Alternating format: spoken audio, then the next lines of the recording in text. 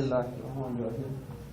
तो आज जनाब जो है बेसिक कंसेप्ट हमारा ये है कि हमने जनाब मोहम्मद कैसे लिखना है।